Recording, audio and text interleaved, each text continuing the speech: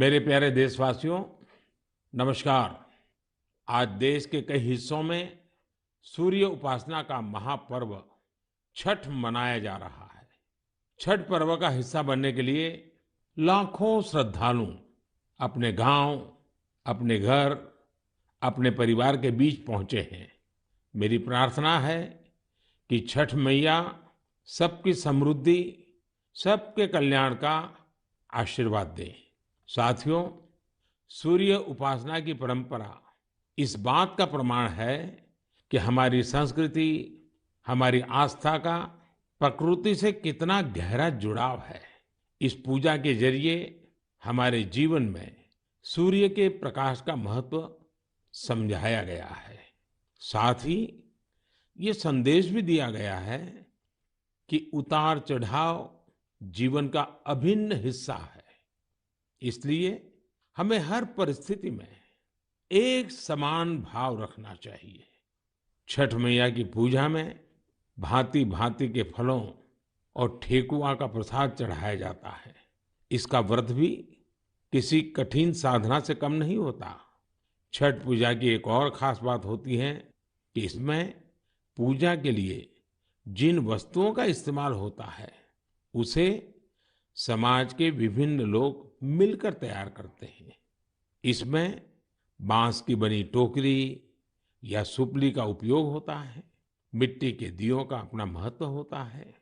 इसके जरिए चने की पैदावार करने वाले किसान और बतासे बनाने वाले छोटे उद्यमियों का समाज में महत्व स्थापित किया गया है। इनके सहयोग के बिना छठ की पूजा संपन्न ही नहीं हो सकती। छठ का पर्व हमारे जीवन में स्वच्छता के महत्व पर भी जोर देता है। इस पर्व के आने पर सामुदायिक स्तर पर सड़क, नदी, घाट, पानी के विभिन्न स्रोत सबकी सफाई की जाती है। छठ का पर्व एक भारत श्रेष्ठ भारत का भी उदाहरण है।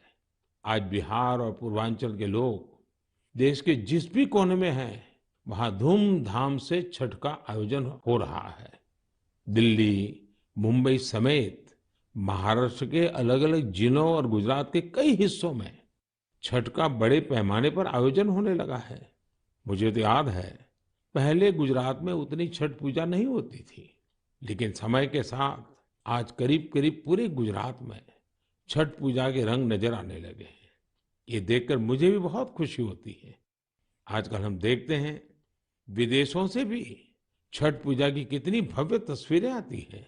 यानी भारत की समृद्ध विरासत, हमारी आस्था दुनिया के कोने कोने में अपनी पहचान बढ़ा रही है।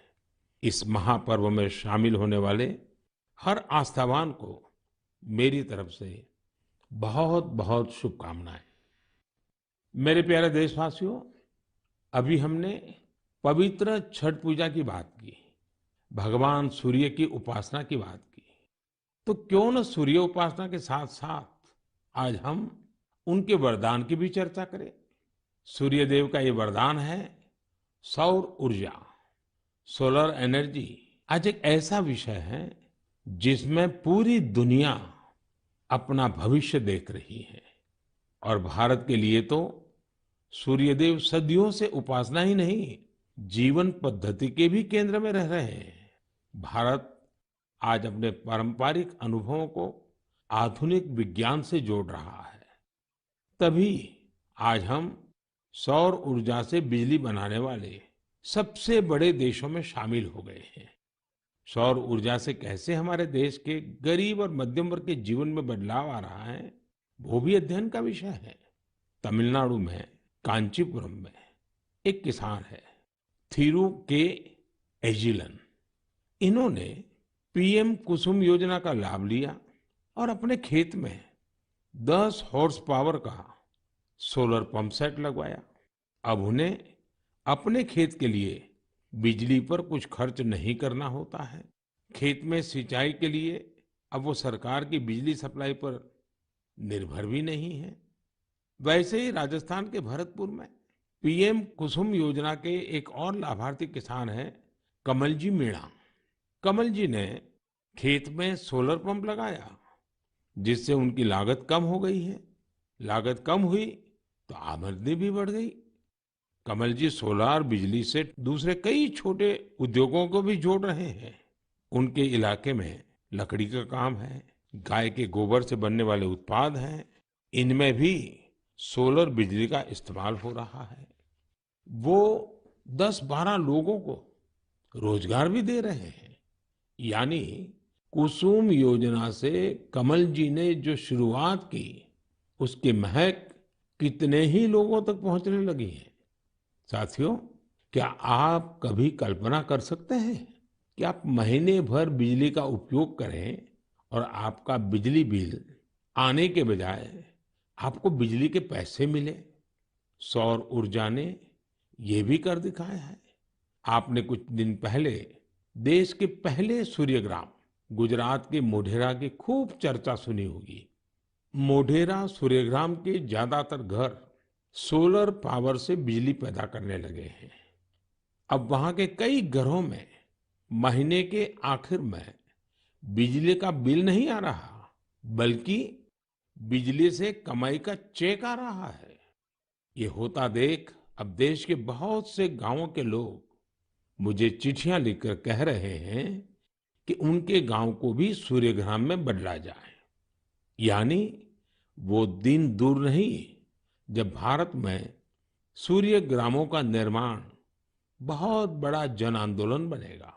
और इसकी शुरुआत मोढेरा गांव के लोग कर ही चुके हैं। आइए मन की बात के श्रोताओं को भी मोढेरा के लोगों से मिलवाते हैं। हमारे साथ इस समय फोन लाइन पर जुड़े हैं श्रीमान विपिन भाई पटेल। विपिन भाई नमस्ते। देखिए, अब तो मोढेरा पूरे देश के लिए एक मॉडल के रूप में चर्चा में आ गया है। लेकिन जब आपको अपने रिश्तेदार परिचित सब बातें पूछते होंगे तो आप उनको क्या बताते हैं? क्या फायदा हुआ? सर लोग हमारे को पूछते हैं तो हम कहते हैं कि हमारे जो बीज बिल आता था, लाइट बिल, वो अभी 0 आ रहा है और कभी 70 रुपये आता है। पर लेकिन हमारे पूरे गांव में जो आर्थिक परिस्थिति है वो सुधर रही है। यानी एक प्रकार से पहले जो बिजली बिल की चिंता थी वो खत्म हो गई। हाँ सर, वो तो बात सही है सर। तो अभी तो कोई टेंशन नहीं पूरे गांव में। सब लोग को लग रहा है कि सर ने जो किया तो वो तो बहुत अच्छा किया है। वो खुश है सर, आनंदित हो रहे हैं सब। अब अपने घर में ही खुद ही बिजली का कारखाना के मालिक बन गए। खुद का अपना घर के छत पे बिजली बन रही है। हाँ बात सही है सर। तो क्या ये बदलाव जो आया है उसकी गांव के लोगों पे क्या असर है? सर वो पूरे गांव के लोग वो खेती कर रहे हैं तो फिर मेरे को बिजली की जो झंझट थी तो उसमें मुक्ति हो गई है। बिजली का बिल तो भरना नहीं है, निश्चित हो गए है सर। मतलब बिजली का बिल भी गया और सुविधा बढ़ गई। झंझट भी गया सर। और सब जब आप यहाँ आए थे और तो 3D शो जो यहाँ उद्घाटन किया तो इसके बाद तो मोढेरा गांव में 4 चांद लग गए सर। और वो जो सेक्रेटरी आए थे सर, जी जी। तो वो गांव फेमस हो गया सर। या यूएन के सेक्रेटरी जनरल, उनकी खुद की इच्छा थी। उन्होंने मुझे बड़ा आग्रह किया कि भाई इतना बड़ा काम किया है तो मैं वहां जाके देखना चाहता हूँ। चलिए विपिन भाई, आपको और आपके गांव के सब लोगों को मेरी तरफ से बहुत बहुत शुभकामनाएं। और दुनिया आप में से प्रेरणा ले और ये सोलर एनर्जी का अभियान घर घर चले। ठीक है सर, वो हम लोगों को बताएंगे कि भाई सोलर लगवाओ, आपके पैसे से भी लगवाओ तो बहुत फायदा है। हाँ, लोगों को समझाइए। चलिए, बहुत बहुत शुभकामनाएं। धन्यवाद भैया। Thank you sir, thank you sir. मेरा जीवन धन्य हो गया आपसे बात करके। विपिन भाई का बहुत बहुत धन्यवाद। आइए अब मोढेरा गांव में वर्षा बहन से भी बात करेंगे। हेलो, नमस्ते सर। नमस्ते नमस्ते। वर्षा बहन कैसी हैं आप? बहुत अच्छे हैं सर, आप कैसे हैं? मैं बहुत ठीक हूँ। हम धन्य हो गए सर आपसे बात करके। अच्छा वर्षा बहन, हाँ, आप मोढेरा में, आप तो एक तो फौजी परिवार से हैं। फौजी परिवार से हूँ मैं, आर्मी एक्समैन की वाइफ बोल रही हूँ सर। तो पहले हिंदुस्तान में कहाँ कहाँ जाने का मौका मिला आपको? मुझे राजस्थान में मिला, गांधीनगर में मिला, कटरा का जो जम्मू है वहाँ पर मिला मौका साथ में रहने का। बहुत सुविधा वहाँ पर मिल रही थी सर। और ये फौज में होने के कारण आप हिंदी भी बढ़िया बोल रही हो। हाँ, सीखा है सर। हाँ। मुझे बताइए, मोढेरा में जो इतना बड़ा परिवर्तन आया, ये सोलर रूफटॉप प्लांट आपने लगवा दिया, जो शुरू में लोग कह रहे होंगे तब तो आपको मन में आया होगा ये क्या मतलब है, क्या कर रहे हैं, क्या होगा, ऐसे थोड़ी बिजली आती है, सब बातें हैं कि आपके मन में आई होगी। अब क्या अनुभव आ रहा है, इसका फायदा क्या हुआ है? बहुत सर, फायदा तो फायदा ही फायदा हुआ है सर। हमारे गांव में तो रोज दिवाली मनाई जाती है आपकी वजह से। 24 घंटे हमें बिजली मिल रही है, बिल तो आता ही नहीं है बिल्कुल।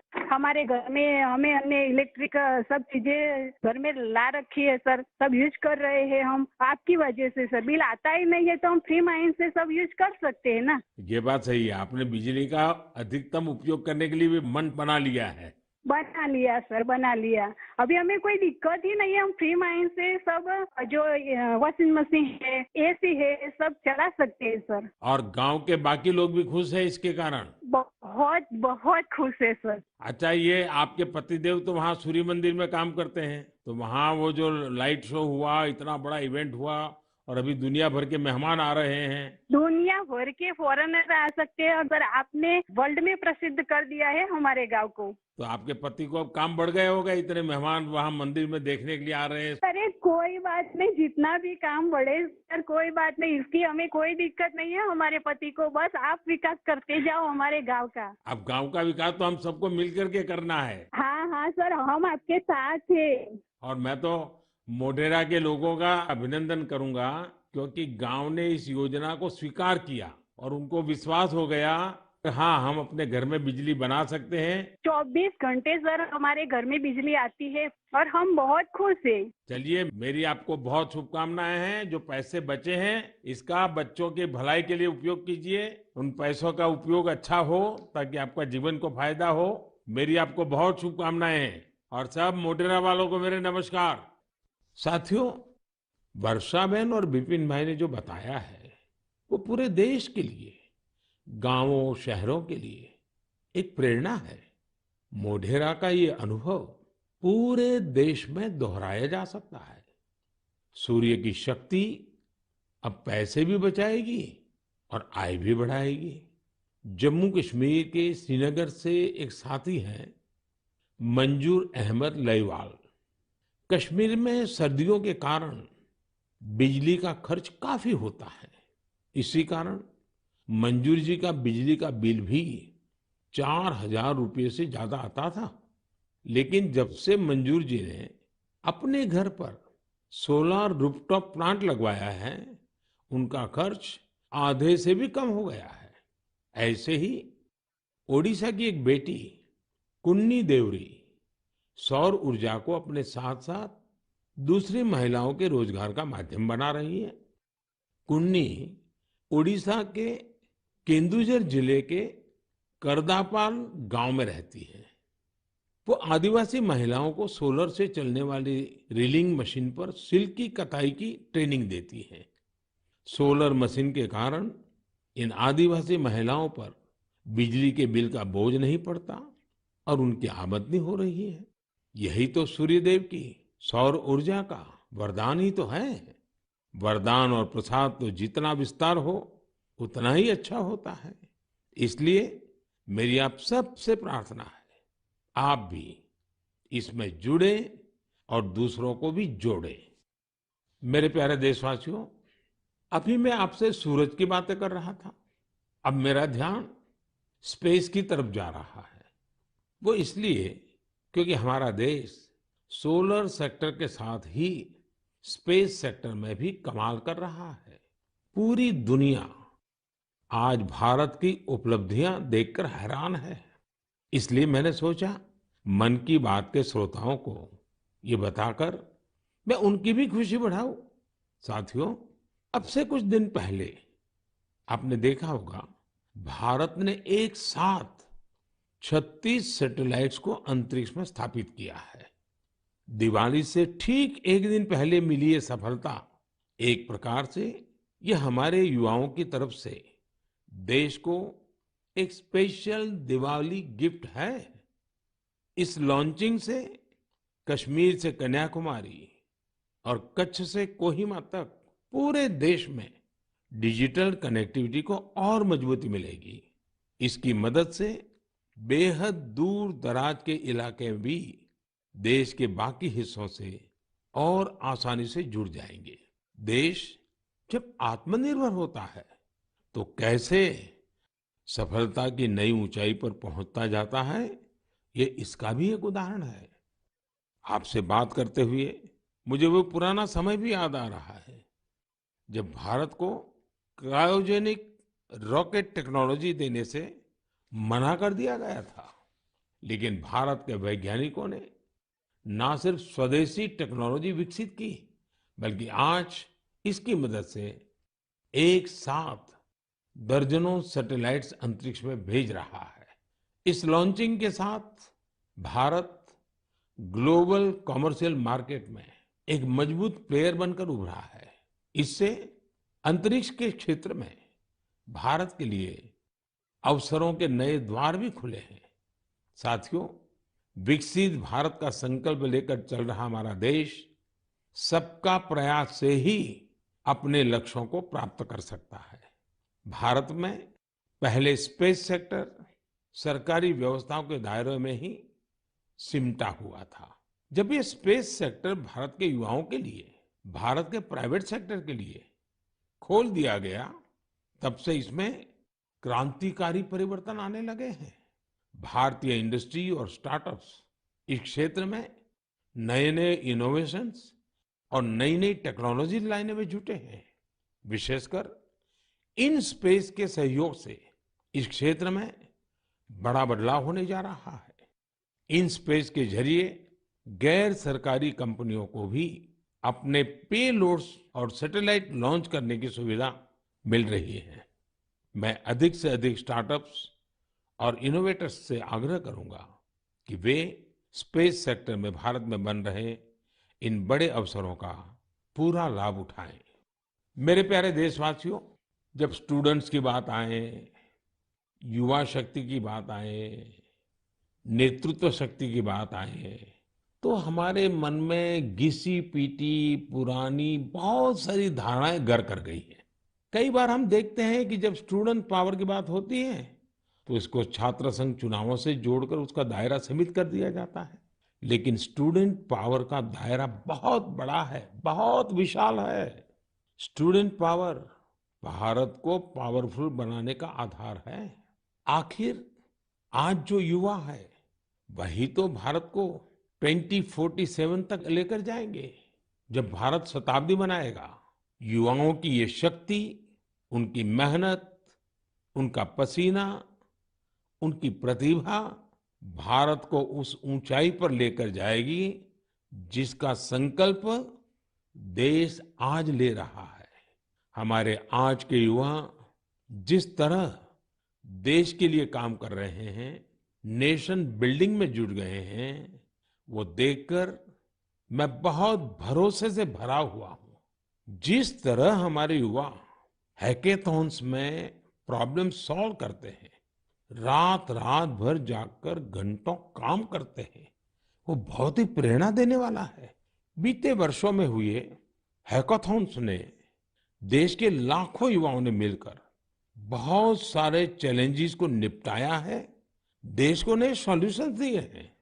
साथियों, आपको याद होगा मैंने लाल किले से जय अनुसंधान का आह्वान किया था। मैंने इस दशक को भारत का टेकेड बनाने की बात भी कही थी।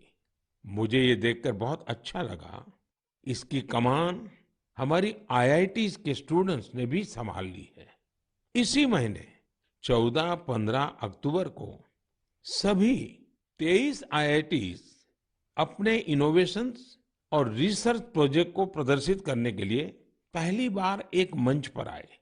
इस मेले में देश भर से चुनकर आए स्टूडेंट्स और रिसर्चर्स, उन्होंने 75 से अधिक बेहतरीन प्रोजेक्ट्स को प्रदर्शित किया। Health care, agriculture, robotics, semiconductors, 5G communications, ऐसी ढेर सारी थीम्स पर ये प्रोजेक्ट बनाए गए थे। वैसे तो ये सारे ही प्रोजेक्ट एक से बढ़कर एक थे, लेकिन मैं कुछ प्रोजेक्ट्स के बारे में आपका ध्यान आकर्षित करना चाहता हूँ। जैसे आईआईटी भुवनेश्वर की एक टीम ने नवजात शिशुओं के लिए पोर्टेबल वेंटिलेटर विकसित किया है। ये बैटरी से चलता है और इसका उपयोग दूर दराज के क्षेत्रों में आसानी से किया जा सकता है। ये उन बच्चों का जीवन बचाने में बहुत मददगार साबित हो सकता है जिनका जन्म तय समय से पहले हो जाता है। इलेक्ट्रिक मोबिलिटी हो, ड्रोन टेक्नोलॉजी हो, 5G हो, हमारे बहुत सारे छात्र इनसे जुड़ी नई टेक्नोलॉजी विकसित करने में जुटे हैं। कई सारी आईआईटीज मिलकर एक बहुभाषक प्रोजेक्ट पर भी काम कर रही है, जो स्थानीय भाषाओं को सीखने के तरीके को आसान बनाता है। ये प्रोजेक्ट नई राष्ट्रीय शिक्षा नीति को, उन लक्ष्यों को प्राप्ति में भी बहुत मदद करेगा। आपको ये जानकर भी अच्छा लगेगा कि आईआईटी मद्रास और आईआईटी कानपुर ने भारत के स्वदेशी 5G टेस्ट बेड को तैयार करने में अग्रणी भूमिका निभाई है। निश्चित रूप से यह एक शानदार शुरुआत है। मुझे आशा है कि आने वाले समय में इस तरह के कई और प्रयास देखने को मिलेंगे। मुझे यह भी उम्मीद है कि आईआईटी से प्रेरणा लेकर दूसरे इंस्टीट्यूशंस भी अनुसंधान एवं विकास से जुड़ी अपनी एक्टिविटीज में तेजी लाएंगे। मेरे प्यारे देशवासियों, पर्यावरण के प्रति संवेदनशीलता हमारे समाज के कण कण में समाहित है और इसे हम अपने चारों ओर महसूस कर सकते हैं। देश में ऐसे लोगों की कमी नहीं जो पर्यावरण की रक्षा के लिए अपना जीवन खपा देते हैं। कर्नाटका के बेंगलुरु में रहने वाले सुरेश कुमार जी से भी हम बहुत कुछ सीख सकते हैं। उनमें प्रकृति और पर्यावरण की रक्षा के लिए गजब का जुनून है। 20 साल पहले उन्होंने शहर के सहकार नगर के एक जंगल को फिर से हरा भरा करने का बीड़ा उठाया था। ये काम मुश्किलों से भरा था, लेकिन 20 साल पहले लगाए गए वो पौधे आज 40-40 फीट ऊंचे विशालकाय पेड़ बन चुके हैं। अब इनकी सुंदरता हर किसी का मन मोह लेती है। इससे वहां रहने वाले लोगों को भी बड़े गर्व की अनुभूति होती है। सुरेश कुमार जी और एक अद्भुत काम भी करते हैं। उन्होंने कन्नड़ा भाषा और संस्कृति को बढ़ावा देने के लिए सहकार नगर में एक बस शेल्टर भी बनाया है। वो सैकड़ों लोगों को कन्नड़ा में लिखी ब्रास प्लेट्स भी भेंट कर चुके हैं। इकोलॉजी और कल्चर दोनों साथ साथ आगे बढ़े और फले फूले। सोचिए, ये कितनी बड़ी बात है। साथियों, आज इको फ्रेंडली लिविंग और इको फ्रेंडली प्रोडक्ट्स को लेकर लोगों में पहले से कहीं अधिक जागरूकता दिख रही है। मुझे तमिलनाडु के एक ऐसे ही दिलचस्प प्रयास के बारे में भी जानने का मौका मिला। ये शानदार प्रयास कोयम्बटूर के अनाईकट्टी में आदिवासी महिलाओं की एक टीम का है।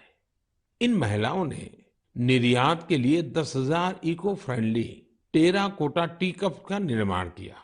कमाल की बात तो ये है कि टेराकोटा टी कप्स बनाने की पूरी जिम्मेदारी इन महिलाओं ने खुद ही उठाई। क्ले मिक्सिंग से लेकर फाइनल पैकेजिंग तक सारे काम स्वयं किए। इसके लिए इन्होंने प्रशिक्षण भी लिया था। इस अद्भुत प्रयास की जितनी भी प्रशंसा की जाए कम है। साथियों, त्रिपुरा के कुछ गांवों ने भी बड़ी अच्छी सीख दी है।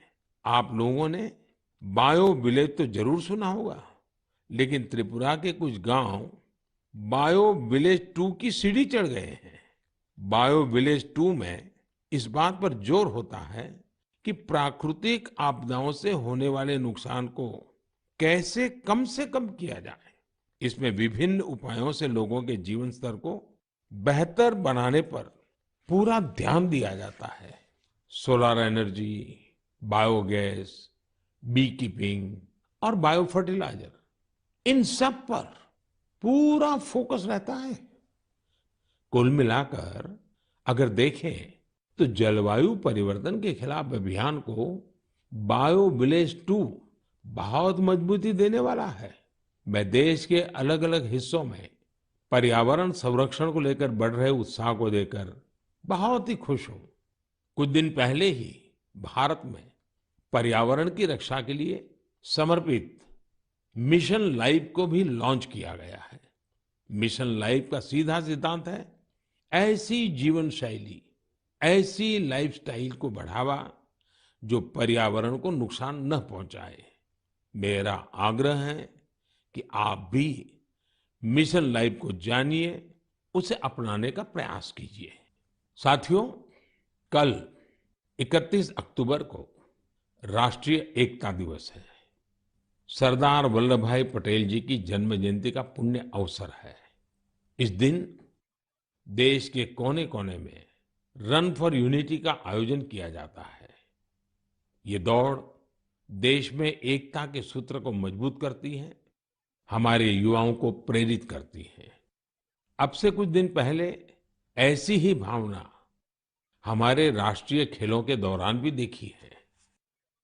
जुड़ेगा इंडिया तो जीतेगा इंडिया, इस थीम के साथ राष्ट्रीय खेलों ने जहां एकता का मजबूत संदेश दिया, वहीं भारत की खेल संस्कृति को भी बढ़ावा देने का काम किया है। आपको ये जानकर खुशी होगी कि यह भारत में राष्ट्रीय खेलों का अब तक का सबसे बड़ा आयोजन था। इसमें 36 खेलों को शामिल किया गया, जिसमें 7 नई और 2 स्वदेशी स्पर्धा योगासन और मलखंब भी शामिल रही। गोल्ड मेडल जीतने में सबसे आगे जो 3 टीमें रही, वे हैं सर्विसेज की टीम, महाराष्ट्र और हरियाणा की टीम। इन खेलों में 6 नेशनल रिकॉर्ड्स और करीब करीब 60 नेशनल गेम्स रिकॉर्ड्स भी बने। मैं पदक जीतने वाले, नए रिकॉर्ड बनाने वाले, इस खेल प्रतियोगिता में हिस्सा लेने वाले सभी खिलाड़ियों को बहुत बहुत बधाई देता हूं। मैं इन खिलाड़ियों के सुनहरे भविष्य की कामना भी करता हूं। साथियों, मैं उन सभी लोगों की भी हृदय से प्रशंसा करना चाहता हूं जिन्होंने गुजरात में हुए राष्ट्रीय खेलों के सफल आयोजन में अपना योगदान दिया। आपने देखा है कि गुजरात में तो राष्ट्रीय खेल नवरात्रि के दौरान हुए। इन खेलों के आयोजन से पहले एक बार तो मेरे मन में भी आया कि इस समय तो पूरा गुजरात इन उत्सवों में जुटा होता है, तो लोग इन खेलों का आनंद कैसे ले पाएंगे। इतनी बड़ी व्यवस्था और दूसरी तरफ नवरात्रि के गरबा वगैरह का इंतजाम, ये सारे काम गुजरात एक साथ कैसे कर लेगा। लेकिन गुजरात के लोगों ने अपने आतिथ्य सत्कार से सभी मेहमानों को खुश कर दिया। अहमदाबाद में नेशनल गेम्स के दौरान जिस तरह कला, खेल और संस्कृति का संगम हुआ, वह उल्लास से भर देने वाला था। खिलाड़ी भी दिन में जहां खेल में हिस्सा लेते थे, वही शाम को वे गरबा और डांडिया के रंग में डूब जाते थे। उन्होंने गुजराती खाना और नवरात्रि की तस्वीरें भी सोशल मीडिया पर खूब शेयर की। ये देखना हम सभी के लिए बहुत ही आनंददायक था। आखिरकार इस तरह के खेलों से भारत की विविध संस्कृतियों के बारे में भी पता चलता है। ये एक भारत श्रेष्ठ भारत की भावना को भी उतना ही मजबूत करते हैं। मेरे प्यारे देशवासियों, नवंबर महीने में 15 तारीख को हमारा देश जनजातीय गौरव दिवस मनाएगा। आपको याद होगा, देश ने पिछले साल भगवान बिरसा मुंडा की जन्म जयंती के दिन आदिवासी विरासत और गौरव को सेलिब्रेट करने के लिए ये शुरुआत की थी। भगवान बिरसा मुंडा ने अपने छोटे से जीवन काल में अंग्रेजी हुकूमत के खिलाफ लाखों लोगों को एकजुट कर दिया था। उन्होंने भारत की आजादी और आदिवासी संस्कृति की रक्षा के लिए अपना जीवन बलिदान कर दिया था। ऐसा कितना कुछ है जो हम धरती आबा बिरसा मुंडा से सीख सकते हैं। साथियों, जब धरती आबा बिरसा मुंडा की बात आती है, छोटे से उनके जीवन काल की तरफ नजर करते हैं, आज भी हम उसमें से बहुत कुछ सीख सकते हैं। और धरती आबा ने तो कहा था, ये धरती हमारी है, हम इसके रक्षक हैं। उनके इस वाक्य में मातृभूमि के लिए कर्तव्य भावना भी है और पर्यावरण के लिए हमारे कर्तव्यों का एहसास भी है। उन्होंने हमेशा इस बात पर जोर दिया था कि हमें हमारी आदिवासी संस्कृति को भूलना नहीं है, उससे रत्ती भर भी दूर नहीं जाना है। आज भी हम देश के आदिवासी समाजों से प्रकृति और पर्यावरण को लेकर बहुत कुछ सीख सकते हैं। साथियों, पिछले साल भगवान बिरसा मुंडा की जयंती के अवसर पर मुझे रांची के भगवान बिरसा मुंडा म्यूजियम के उद्घाटन का सौभाग्य प्राप्त हुआ था। मैं युवाओं से आग्रह करना चाहूंगा कि उन्हें जब भी समय मिले वे इसे देखने जरूर जाएं। मैं आपको ये भी बताना चाहता हूं कि 1 नवंबर यानी परसों मैं गुजरात राजस्थान के बॉर्डर पर मौजूदा मानगढ़ में रहूंगा। भारत के स्वतंत्रता संग्राम और हमारी समृद्ध आदिवासी विरासत में मानगढ़ का बहुत ही विशिष्ट स्थान रहा है। यहाँ पर नवंबर 1913 में एक भयानक नरसंहार हुआ था, जिसमें अंग्रेजों ने स्थानीय आदिवासियों की निर्ममता पूर्वक हत्या कर दी थी। बताया जाता है कि इस नरसंहार में 1000 से अधिक आदिवासियों को अपनी जान गंवानी पड़ी थी। इस जनजातीय आंदोलन का नेतृत्व गोविंद गुरु जी ने किया था, जिनका जीवन हर किसी को प्रेरित करने वाला है। आज मैं उन सभी आदिवासी शहीदों और गोविंद गुरु जी के अदम्य साहस और शौर्य को नमन करता हूं। हम इस अमृत काल में भगवान बिरसा मुंडा, गोविंद गुरु और अन्य स्वतंत्र सेनानियों के आदर्शों का जितनी निष्ठा से पालन करेंगे, हमारा देश उतनी ही ऊंचाइयों को छुएगा। मेरे प्यारे देशवासियों, आने वाली 8 नवंबर को गुरुपुरब है। गुरु नानक जी का प्रकाश पर्व जितना हमारी आस्था के लिए महत्वपूर्ण है, उतना ही हमें इससे सीखने को भी मिलता है। गुरु नानक देव जी ने अपने पूरे जीवन मानवता के लिए प्रकाश फैलाया। पिछले कुछ वर्षों में देश ने गुरुओं के प्रकाश को जन जन तक पहुंचाने के लिए अनेकों प्रयास किए हैं। हमें गुरु नानक देव जी का 550वां प्रकाश पर्व देश और विदेश में व्यापक स्तर पर मनाने का सौभाग्य मिला था। दशकों के इंतजार के बाद करतारपुर साहिब कॉरिडोर का निर्माण होना भी उतना ही सुखद है। कुछ दिन पहले ही मुझे हेमकुंड साहिब के लिए रोपवे के शिलान्यास का भी सौभाग्य मिला है। हमें हमारे गुरुओं के विचारों से लगातार सीखना है, उनके लिए समर्पित रहना है। इसी दिन कार्तिक पूर्णिमा का भी है। इस दिन हम तीर्थों में, नदियों में स्नान करते हैं, सेवा और दान करते हैं। मैं आप सभी को इन पर्वों की हार्दिक बधाई देता हूं। आने वाले दिनों में कई राज्य अपने राज्य दिवस भी मनाएंगे। आंध्र प्रदेश अपना स्थापना दिवस मनाएगा, केरला पिरावी मनाया जाएगा, कर्नाटका राज्योत्सव मनाया जाएगा। इसी तरह मध्य प्रदेश, छत्तीसगढ़ और हरियाणा भी अपने राज्य दिवस मनाएंगे। मैं इन सभी राज्यों के लोगों को शुभकामनाएं देता हूं। हमारे सभी राज्यों में एक दूसरे से सीखने की, सहयोग करने की और मिलकर काम करने की स्पिरिट जितनी मजबूत होगी, देश उतना ही आगे जाएगा। मुझे विश्वास है हम इसी भावना से आगे बढ़ेंगे। आप सब अपना ख्याल रखिए, स्वस्थ रहिए। मन की बात की अगली मुलाकात तक के लिए मुझे आज्ञा दीजिए। नमस्कार, धन्यवाद।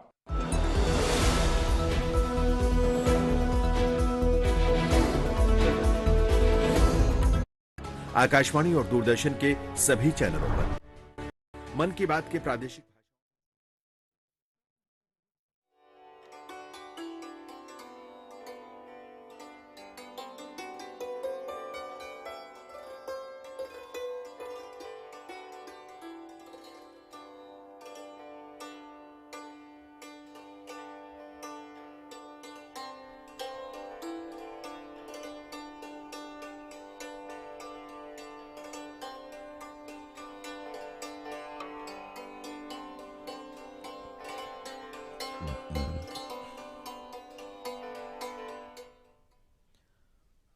મારા પ્રિય દેશવાસીઓ નમસ્કાર। આજે દેશના ઘણા ભાગોમાં સૂર્ય ઉપાસનાનું મહાપર્વ છઠ ઉજવાઈ રહ્યું છે. છઠ પર્વ ઉજવવા માટે લાખો શ્રદ્ધાળુઓ પોતાના ગામ, પોતાના ઘરે, પોતાના પરિવાર પાસે પહોંચી ગયા છે. મારી પ્રાર્થના છે કે છઠ મૈયા સૌની સમૃદ્ધિ, સૌના કલ્યાણના આશીર્વાદ આપે. સાથીઓ, સૂર્ય ઉપાસનાની પરંપરા એ વાતનું પ્રમાણ છે કે આપણી સંસ્કૃતિ, આપણી આસ્થાનું પ્રકૃતિ સાથે કેટલું ઊંડું જોડાણ છે. આ પૂજા દ્વારા આપણા જીવનમાં સૂર્યના પ્રકાશનું મહત્ત્વ સમજાવવામાં આવ્યું છે. સાથે જ એ સંદેશો પણ આપવામાં આવ્યો છે કે ઉતાર ચઢાવ જીવનનું અભિન્ન અંગ છે. તેથી આપણે કોઈ પણ સ્થિતિમાં એક સરખો ભાવ રાખવો જોઈએ. છઠ મૈયાની પૂજામાં જાત જાતના ફળો અને ઠેકુઆનો પ્રસાદ ચડાવવામાં આવે છે. તેનું વ્રત પણ કોઈ કઠોર સાધનાથી કમ નથી હોતું. છઠ પૂજાની બીજી એક ખાસ વાત એ હોય છે કે તેમાં પૂજા માટે જે વસ્તુઓનો ઉપયોગ કરવામાં આવે છે તે સમાજના વિવિધ વર્ગના લોકો મળીને તૈયાર કરે છે. તેમાં વાંસની બનેલી ટોકરી કે સુપડીનો ઉપયોગ કરવામાં આવે છે. માટીના દીવડાનું પોતાનું મહત્ત્વ હોય છે. તેના દ્વારા ચણા ઉગાડતા ખેડૂતો અને પતાશા બનાવતા નાના ઉદ્યમીઓનું સમાજમાં મહત્ત્વ સ્થાપિત કરવામાં આવ્યું છે. તેમના સહયોગ વગર છઠની પૂજા સંપન્ન જ ન થઈ શકે. છઠનું પર્વ આપણા જીવનમાં સ્વચ્છતાના મહત્ત્વ પર પણ ભાર મૂકે છે. આ પર્વ આવે એટલે સામુદાયિક સ્તરે રસ્તા, નદી, ઘાટ, પાણીના વિવિધ સ્ત્રોત બધાની સાફ સફાઈ કરવામાં આવે છે. છઠનું પર્વ એક ભારત શ્રેષ્ઠ ભારતનું પણ ઉદાહરણ છે. આજે બિહાર અને પૂર્વાંચલના લોકો દેશના જે પણ ખૂણામાં છે ત્યાં ધૂમધામથી છઠનું આયોજન થઈ રહ્યું છે. દિલ્હી, મુંબઈ સહિત મહારાષ્ટ્રના વિવિધ જિલ્લા અને ગુજરાતના અનેક ભાગોમાં છઠનું મોટા પાયા પર આયોજન થવા લાગ્યું છે.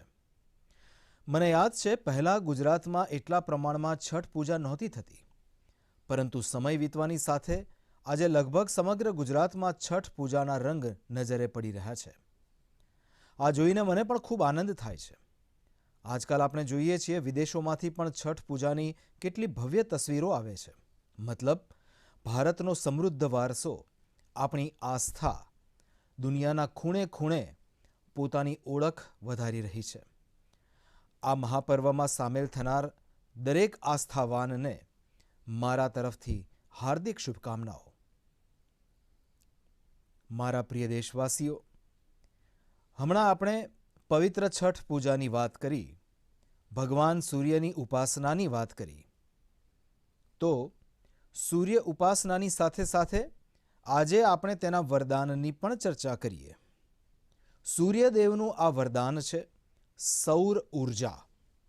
સોલર એનર્જી આજે એક એવો વિષય છે જેમાં સમગ્ર દુનિયા પોતાનું ભવિષ્ય જોઈ રહી છે. અને ભારત માટે તો સૂર્યદેવ સદીઓથી માત્ર ઉપાસના જ નહીં, જીવન પદ્ધતિના પણ કેન્દ્રમાં રહ્યા છે. ભારત આજે પોતાના પારંપરિક અનુભવોને આધુનિક વિજ્ઞાન સાથે જોડી રહ્યું છે. અને એટલે જ આજે આપણે સૌર ઉર્જામાંથી વીજળી બનાવતા સૌથી મોટા દેશોમાં સામેલ થઈ ગયા છીએ. સૌર ઉર્જાથી કેવી રીતે આપણા દેશના ગરીબ અને મધ્યમ વર્ગના જીવનમાં બદલાવ આવી રહ્યો છે તે પણ એક અભ્યાસનો વિષય છે.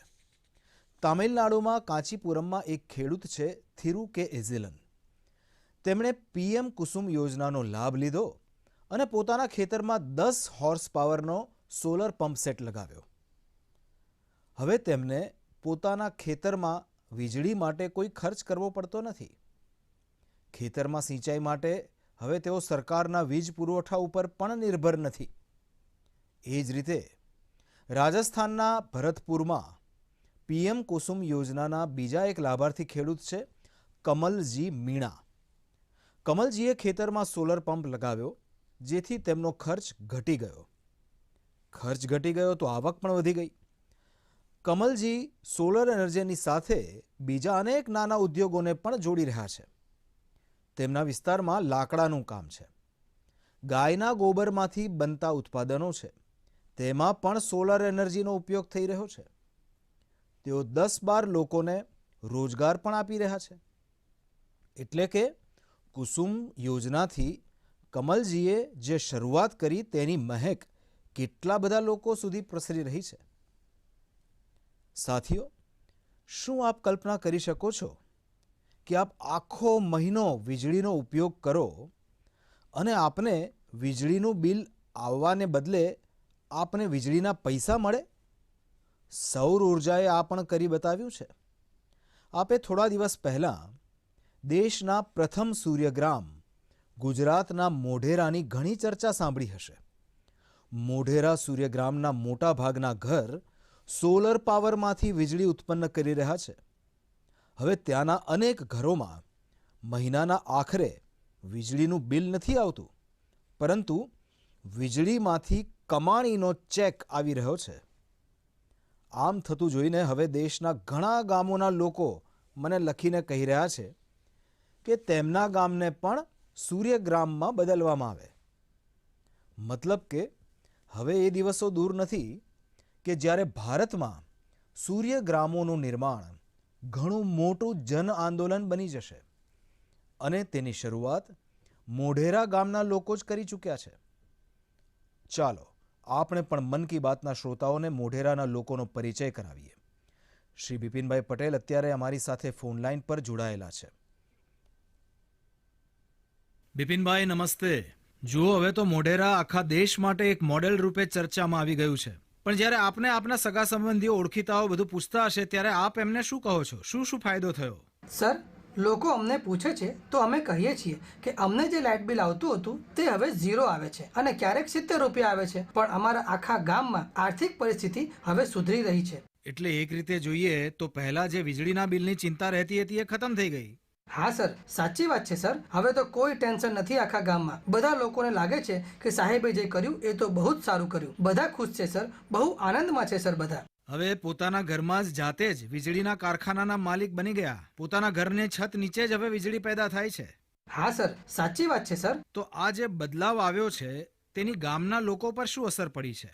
સર, ગામના બધા લોકો જે ખેતી કરી રહ્યા છે તો પછી અમને વીજળીની જે ઝંઝટ હતી તેમાંથી મુક્તિ મળી ગઈ છે. વીજળીનું બિલ તો ભરવાનું જ નથી, નિશ્ચિત થઈ ગયા છીએ સર. મતલબ વીજળીનું બિલ પણ ગયું અને સગવડ વધી ગઈ. ઝંઝટ ગઈ સર. આપ જ્યારે અહીં આવ્યા હતા અને અહીં 3D શોનું ઉદ્ઘાટન કર્યું હતું એ પછી તો મોઢેરા ગામના 4 ચાંદ લાગી ગયા છે સર. અને પેલા સેક્રેટરી આવ્યા હતા ને સર? જી. તો અમારું ગામ ફેમસ થઈ ગયું સર. જી હા, UN ના સેક્રેટરી જનરલ, તેમની પોતાની ઈચ્છા હતી. તેમણે મને ખૂબ